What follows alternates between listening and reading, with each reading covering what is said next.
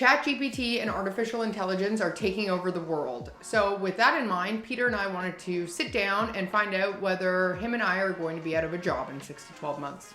So today we are going to take a look at some of the most frequently asked real estate questions, along with a couple that we think of off the cuff. We're going to ask ChatGPT and see what it has to say. Okay, question number 1. What are the first steps in the home buying process? Number 1, determine your budget and get pre-approved for a mortgage. Number 2, hire a real estate agent and start your search for your new home. Number 3, search for properties that meet your needs and budget. Number 4, visit properties and choose the one you want to make an offer on. Number 5, make an offer and negotiate the terms of the sale with the seller. Number 6, have the property inspected to ensure it's in good condition.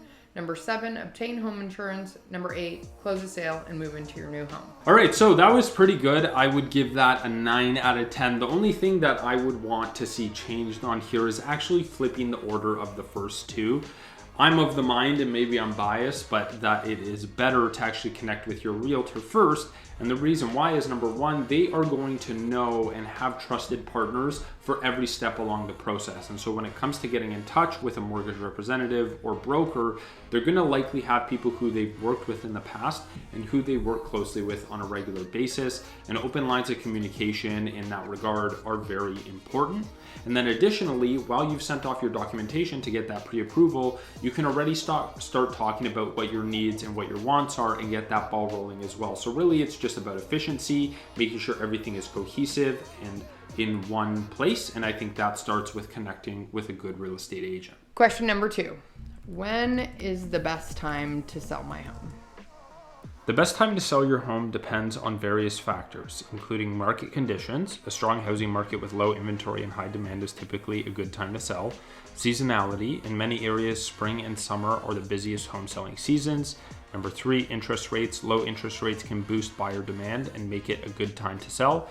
And number 4, personal circumstances. If you have a specific timeline for buying your new home or moving, that can impact the best time for you to sell. Ultimately, the best time to sell your home is when you are ready and have considered the factors that are important to you. Consult with a real estate agent to get a better understanding of local market conditions and to determine the best strategy for selling your home. Okay, I'm giving this answer a 7 out of 10. We've hit our first hiccup with ChatGPT, and the reason for that is point number 2, seasonality. It's stating that the best time to sell your house is in spring or summer. Well, that's not really the case. Summer actually tends to be one of the least busy buying seasons that we have during the year. And the reason for that is that kids are out of school, there's more people in the house, more mess, other people are away, buyers aren't really out there shopping. Now, where ChatGPT really hits a nail on the head is that ultimately the best time to sell is when you're ready to do so. Don't overthink it. If you need more space, then it's time for you to upsize. So connect with your real estate agent and develop the marketing plan that's right for you in any market conditions. What conditions should I include when purchasing a condo? When purchasing a condo, you should include the following conditions in your purchase agreement. Number 1, a home inspection. You should have the right to have the condo inspected by a professional inspector to check for any potential issues or defects. Number 2, financing. You should include a contingency that your purchase is dependent on obtaining suitable financing. Number 3, review of condo documents. You should have the right to review the condominium's bylaws, financial statements, insurance policy, and any other important documents. Number 4, approval of the condominium association. You should have the right to have your purchase subject to the approval of the condominium association. Number 5, assignment of parking. If you have negotiated the inclusion of a parking space, this should be included as a condition of your agreement. And number 6, closing date. You should specify the date on which the sale will close and the transfer of ownership will take place.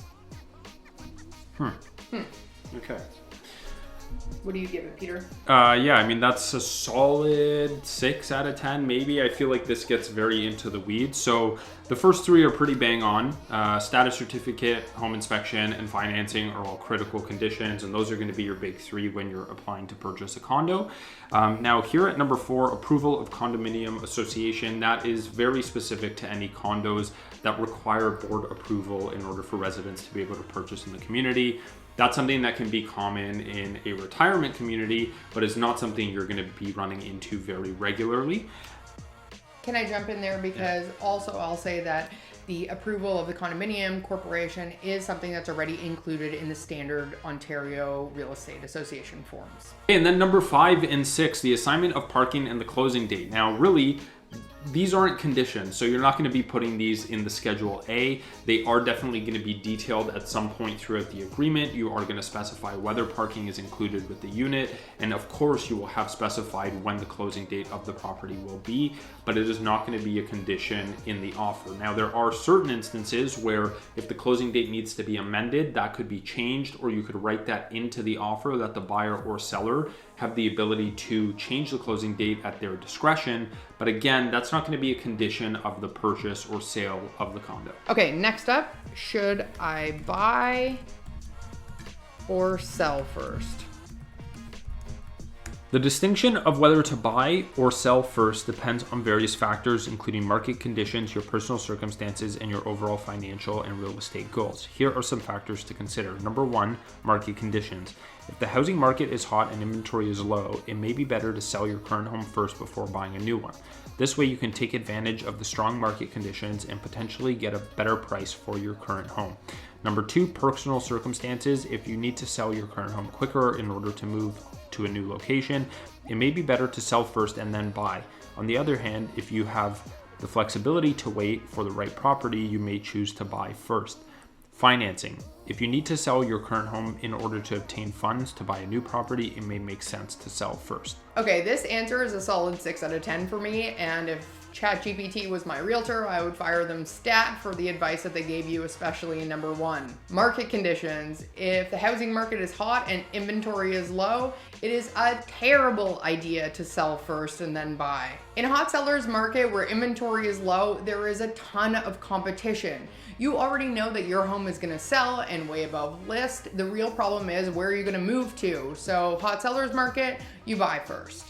Now this brings us to a more balanced or a buyer's market. It may be worthwhile to sell first, figure out how much equity you're getting out of your home, and there's more inventory on the market, so you can take a little bit more time, negotiate a longer closing to give you the time and space you need to find that next property and align those closing dates. Generally, I think in a vacuum, it's better to know what you have in your pocket prior to going out and searching for a home. And I think the broad advice would be that selling first might be a better option. But again, in a hot seller's market, that would be a crucial mistake that you would be making. So understanding the conditions of the market and going from there, but ChatGPT is definitely wrong on this one. Is it a good idea to purchase a rental property with pre-existing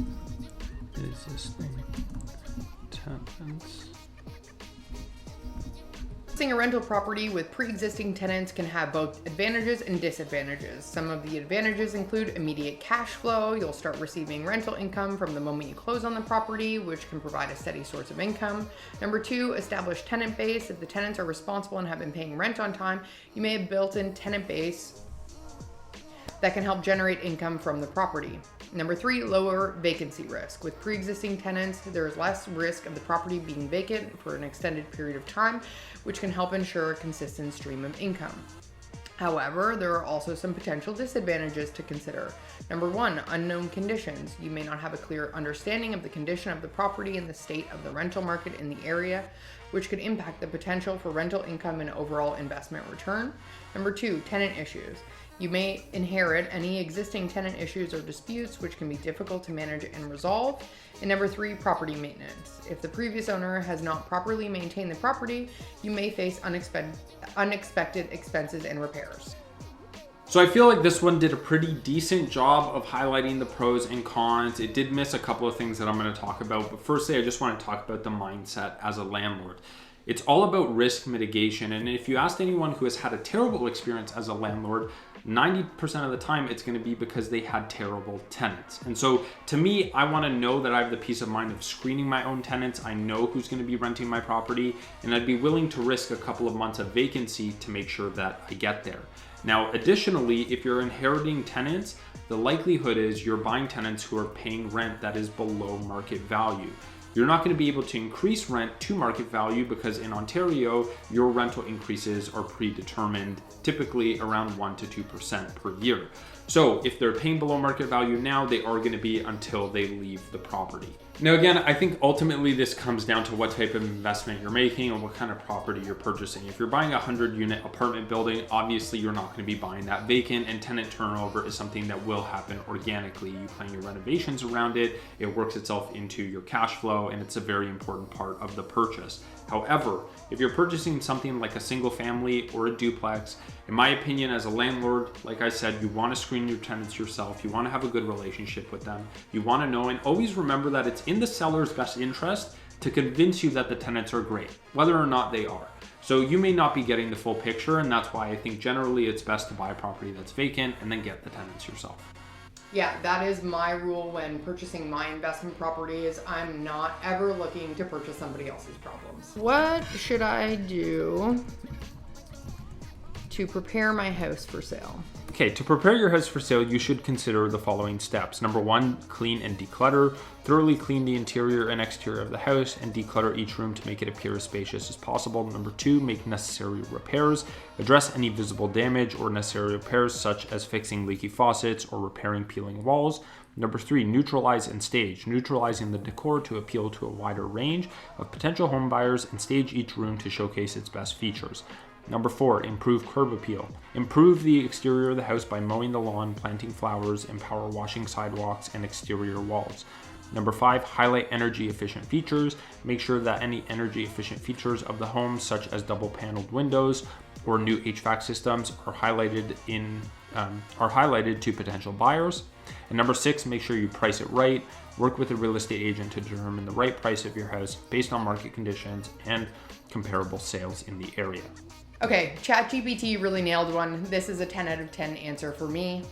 They really walk through all of the important steps and stages of preparing your home for sale. The idea is to make it appeal to the masses, to declutter, neutralize the space, depersonalize it. It's not personal. We want the buyers to come into your home and envision themselves making memories in it. So yeah, solid answer. Okay, so I think we still have a job. Yeah, no, I think so too. So good news for us. But it's really impressive to see where we're at with technology and the way it integrates into our everyday lives and the way we can utilize it. So remember, ChatGPT is an awesome tool, but it definitely doesn't replace professionals in any industry as of right now. So we're gonna sleep at night knowing we still have a job for the next little bit, but who knows, when ChatGPT 2.0 comes out, we may be making another YouTube video. So thank you guys so much for sticking around. We hope you found this one entertaining and informative. If you have any questions, of course, leave us a comment down below. But as always, thank you for watching, and we hope you have a great week.